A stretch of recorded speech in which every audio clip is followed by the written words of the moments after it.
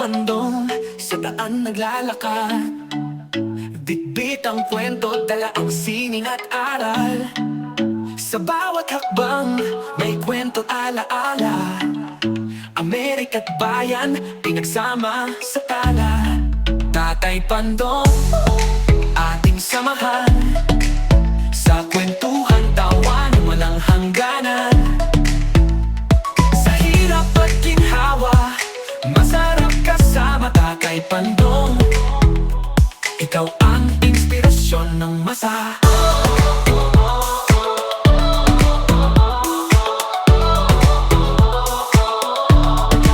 Ang lamig ng hangin, kalma sa kanyang ngiti. Tibay ng loob, di kayang mabasag kahit sandali. Ang mga yapak niya sa lupa'y nagmarka. Ang kwento ng buhay sa puso'y umukit ng tala. Tatay Pandong, ating samahan. Sa kwentuhan, tawanan, walang hangganan. Sa hirap at ginhawa, masarap kasama Tatay Pandong. Ikaw ang inspirasyon ng masa. Ang lamig ng hangin, kalma sa kanyang ngiti. Dito tayo sa Tambuli, bibili ng isda. Ayun nabili ko. Pangalan ko lang, hindi pa rin. Mura dito. Ayan o. Yun nga o. 159 lang yun, yung salmon head rito, mas mababa. Ito kaysa sa San Jose. Ayun, pinagayat na natin. Ito, may pusit din. Ay, ko yan, na-adobo ko yan. Alin na, yung tuna? Yan, na-adobo ko. Itong pusit? Yung lalagyan nyo ng toyo at sa konting mantika. Alin na? Yung Yung tuna, no? adobo. Eh kami, prepare namin, sinigang naman. Di ba ako maraming Sarap yan. Ayan, pinatatad ko na para pang sigang. Ayan, bumili tayo ng okra. Kasi naubusan ng okra, hindi luto kahapon sa sinigang ng baboy. Kaya ito lang sa sob natin. Ito na yung binili natin tuna kanina. Ayan, piniprito ko na at isisigang natin yan. Ayan, o. Ayan.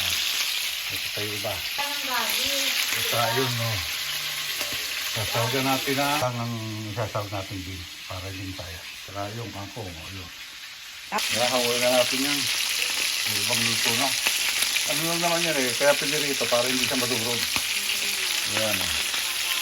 Ayan na natin yan. Para may salang natin yung iba.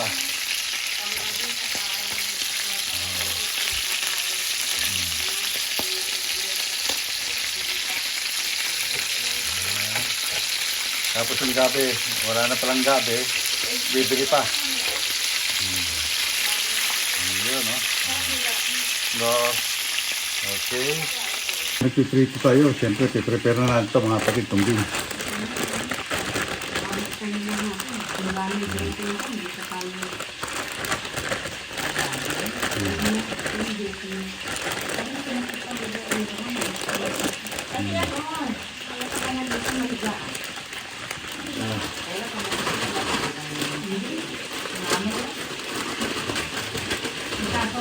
Hugasan ko na kasi medyo malapit na masira.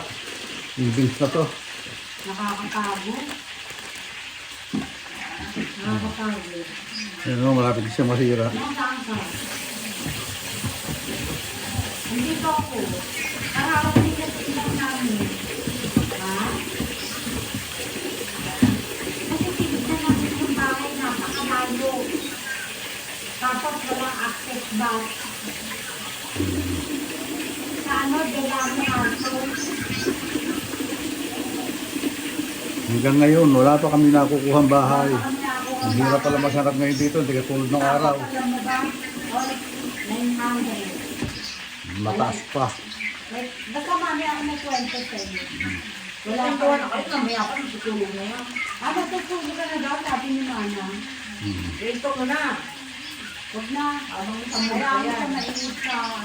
Bakit ba umiinom yan? Ayan. Sa cellphone niya yan.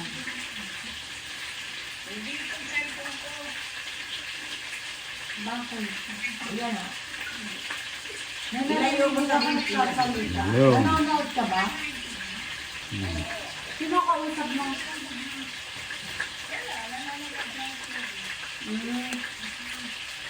O sige lang, nakaka-istorbo. Nakamusta lang ako sa iyo. Wala akong naibigay sa iyo. Kung gusto mong makapit bahay, patutulog pa yung ampon nyo. Oh. Magtutulog si Nani. Oo nga. Salamat. Ay, sinawagan mo ng mais? Eh di hindi ka na ako nakapaglaba. Ha? Pasensya ka na ha. Ilang lang ha. Nag-aalasin ko. Luto. Kung maanghang daw yung sili niya, sabi Sino sa may akin, sabing hindi pwede ang beans sa sinigang? Eh, beans din niya, para sitaw yan. Baka na? Beans. Kaya lang, yung sitaw eh, beans din naman yun, kaya lang mahaba. Ano yun, di ba ano yan, yung spring beans? Ano ba yan? Yung string beans, sitaw. Ba't yung tutong ang na to? Ano yan, sa kape. Hindi yan sa basa. Hindi yan kangkong na galing sa rilis. Saka hindi sa may tubig yan, kati yan sa kape. Oo, yung ano yan ah. Sa lupa. Ano, talaga na? Ano tawag Sa lupa. Chinese ako? Kengkong. Nanliligalit talaga dito ng mga tuyo. Ano po dami sa Amerika? Naging islang ni Thank you. Sa Pilipinas, kangkong. Hindi yan, kangkong. Hindi ko tawag sa kanto na sito sa ba? Ano ba sa English to? Water spinach. Dapat water spinach. Eh, hindi sa lupa yan. Hindi sa tu... Ako nakalimot. Ha? Siguro kayo na lang, ako nakalimot. Water spinach. Eh, kaso eh, hindi naman sa tubig yan. Paano mo nasabing water spinach yan? Ano yung sa Pilipinas, water What? canal? Water spinach. Yung kung sa atin. Yung pag-inita na ano yan. Oo, awit na naman matindi yan. Ito, ang haba pa na matulog yung Yan ang Okay. tutulong sa kanila. Ito nga pala, di ko na ipakita sa inyo. Lalagyan din siyempre natin ng okra yan. Para masarap. Ayan na, ang ating ano. Natin na lang ang gabi. Kasi si Gabi, pinunta pa yata si Sharon. Kaya antayin pa. Ayan. Parang ang pangit ni Sharon ngayon. Ayan, at may kangkong pangkasama nga pala yan. Oh. Ayan. Oh, nakita yung dede. Ayan, dumating na yung gabi. Yun na ating panahon, kaya isasalag na natin. Ayun na yung ating kamatis. Papakuluan na natin yan. Sama na natin siyempre yung... Sama-samahin natin luya. Saka sibuyas. Pakukuloy natin yan. Ayan. Okay. Ayan na, sinalang na natin mga kapatid. Lang ako makakapagluto ng sinigang na tuna. Dati, masarap pa kasi ang mga tuna, lalo na yung collar. Prito or ihaw lang. Pero ngayon, itatry natin yung sinigang kasi mainit ang panahon. Masarap din naman yung may sabaw-sabaw. Okay. Ayan mga kapatid, kulong-kulo na. At lagyan natin ng asin. Ayan, oh. Para lumasa na yung sabaw niya. Ayan, hulugan na rin natin ng paminta. Para lumasa na siya. Oh. Diba? Okay. Sunod na natin itong gabi. Kasi para lumapot siya at lumambot. Ayan. Sunod na natin yan. Halo-haloin. Oh. Diba? Okay. Tapos siyempre tatakloban natin yan. Para maluto siya ng maganda. Okay, kulong-kulo na. Lagyan na natin itong kangkong. Ihuli natin yung isda mga kapatid kasi na-prito na yun eh. Unahin natin itong tangkay ng kangkong. Naugasan ko na yan mga kapatid. Ano? Unahin natin itong tangkay. Para, kasi matigas yan eh. Para lumambot.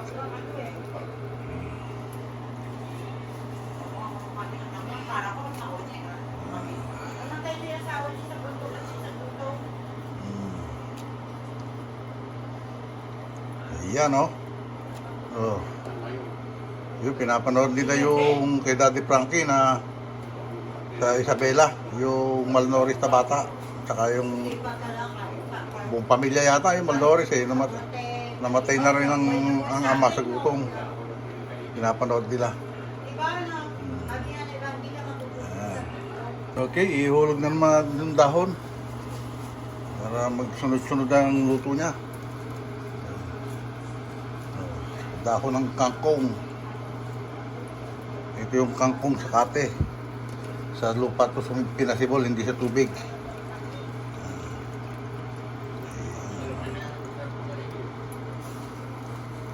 Ayan, oh. Kuya, nakatipid na kami ng tabudok. Ngayon hindi na kaya. Mahina ang nakatipid.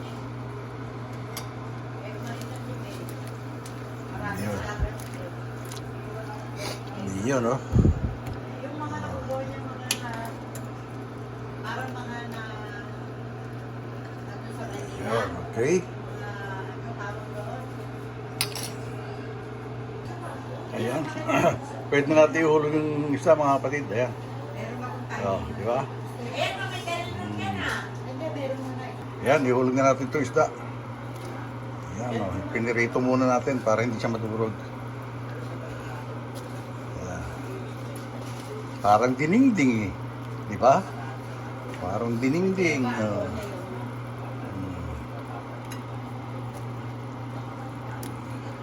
Oh, biglayin na natin dahil meron pa kasunod yan. Biglayin na rin natin. Oh, di ba? Oh, yan.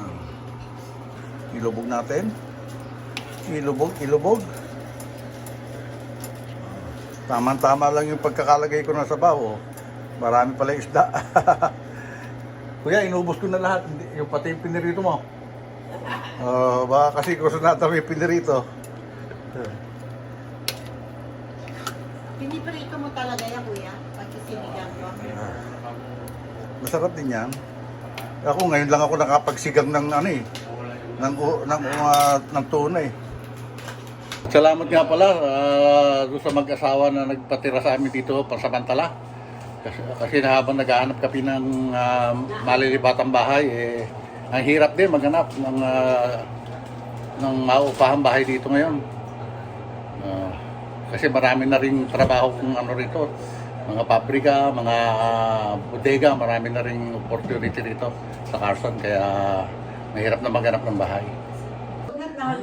Ito pala si Kuya Roger. Ito yung magpatira sa amin dito pasamantala. Habang naghahanap kami ng bahay. Samantala, habang buhay. Ayun, buhay na pala. baka masita na tayo ng ano rito. Property owner. Ayan, si Kuya Roger. Kaya yung management.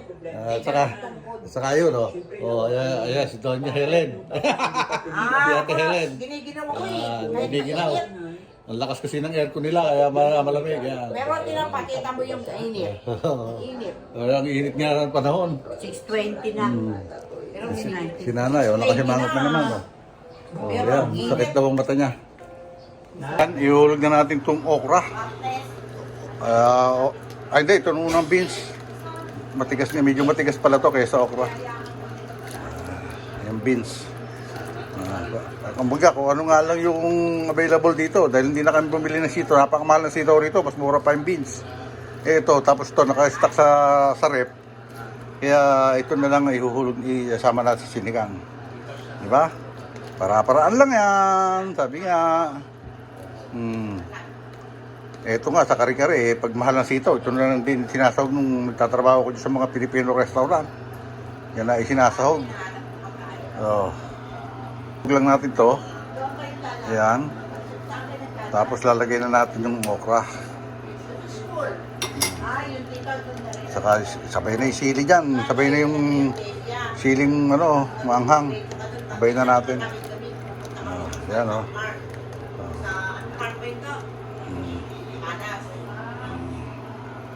Iyon o. Para lalong lumapot yung sabaw niya. Ayan o.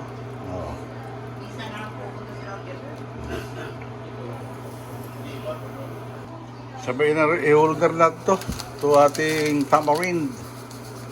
Ayan. Okay, ayan oh. Kulong-kulo na. Luto na ang ating sinigang na tuna collar. Collar ya, collar ng tuna.